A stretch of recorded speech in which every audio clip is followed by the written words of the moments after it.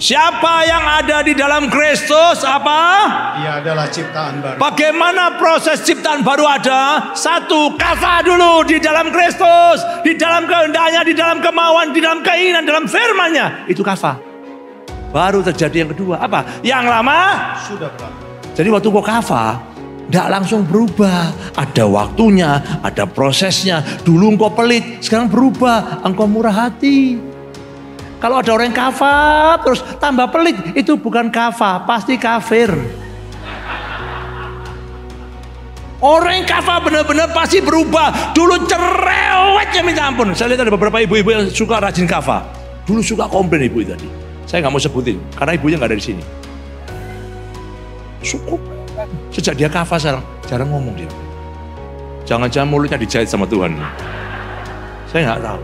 Tapi yang saya tahu pasti sejak orang itu kafah, yang berubah itu bukan apa-apa. Yang berubah itu apa?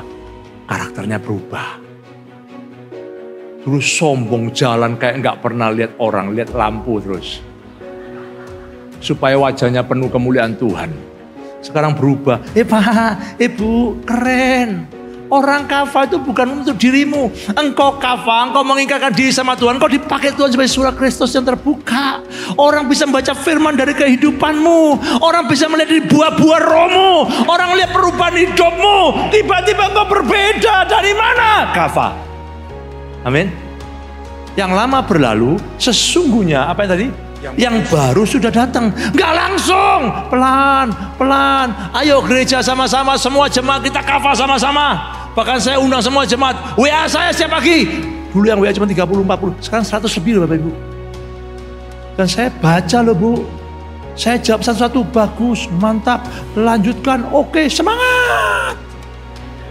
Loh, emang saya nggak pintar seperti Bapak Ibu bisa ngetik kayak nomor 1 disuruh. Saya satu-satu tak baca semua. Pak Gem, saya sudah kafah ayat ini tak baca dulu. Saya nggak ngawur Bapak Ibu, saya berkati Tuhan, tak berkati dia dalam nama Yesus. Yang kafah tak berkati. Bukan berarti yang nggak kafah nggak diberkati, tapi dengan kau kafah begitu hati gembalamu ini disenangkan Bapak Ibu. Engkau pikir persembahanmu menyenangkan saya? Tidak.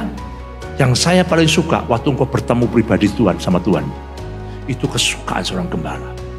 Tugas saya selesai. Tugas seorang gembala itu selesai ketika saya di sini, Anda di sini. Saya menundukkan diri saya di sini, engkau jalan melewati saya dan engkau bertemu dengan Tuhan. Tugas saya selesai. Ya, gembala nggak dapat apa-apa kok. Saya juga nggak minta persembahanmu, saya juga nggak minta persepuluhanmu. Saya hanya maksa aja. Itu pun juga nggak dapat Bapak Ibu.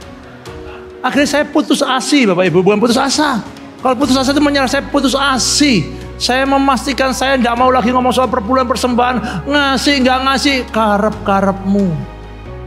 Memberi nggak memberi, karep-karepmu. Tapi kalau kafah, saya akan paksa Anda sampai pada titik engkau bosan melihat saya, sampai engkau melihat saya seperti melihat hantu, sampai saya paksa engkau melihat saya, sampai engkau menemukan Tuhan. Saat itu engkau berkata, terima kasih Pak Gem, saya hari ini menemukan Tuhan secara pribadi. Haleluya.